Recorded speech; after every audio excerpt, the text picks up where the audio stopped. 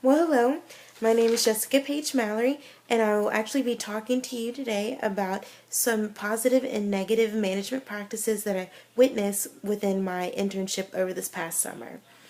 This past summer, I was actually a food and beverage intern at a Marriott hotel. My main purpose was to raise the guest satisfaction surveys as well as revamp the whole entire breakfast menu style.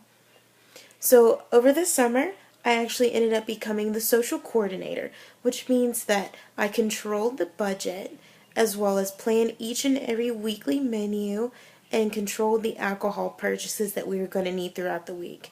Sometimes this did include purchasing food and snacks and all sorts of beverages for the market area that we had in the hotel. One negative management practice that I did witness throughout my internship was the fact that when there was a problem, it was actually communicated through text messaging.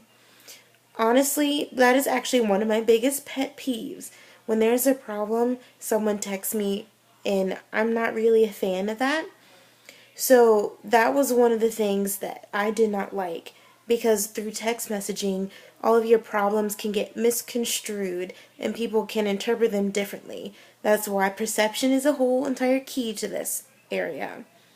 And really, no one wants to work in an environment that's unhealthy like that, because it creates tension and all sorts of other mixed emotions that do create a negative atmosphere to work in.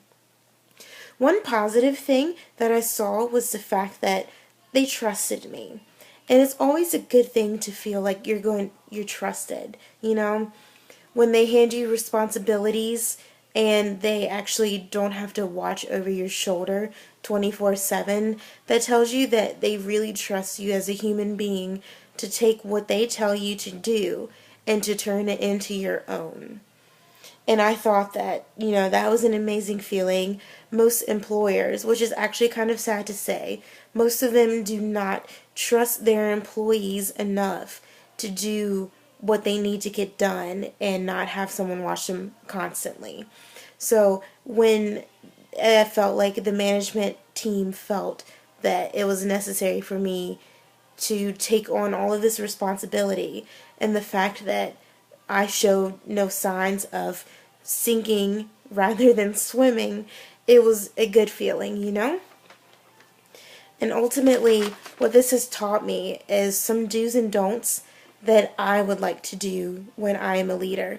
One, I will always trust my employees to have my best interests at heart, which is a huge key. Like I said, being trusted by your employer is a great feeling, and it just instills so much responsibility and entitlement upon you, and it's going to make you want to strive to do bigger and better things for the company that you work with.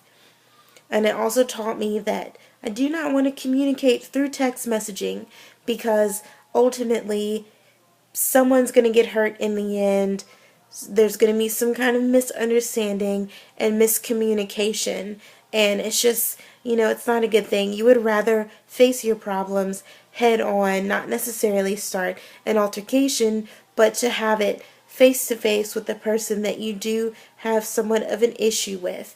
I know I experienced that within my internship, and it actually helped open the door for us to start a new relationship and being able to handle everything that was thrown at us in a professional environment rather than with, tension built up.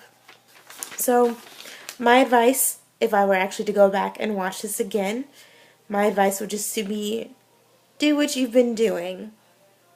Take control, take the initiative, go above and beyond what they expect you to do. That's what really builds a true leader.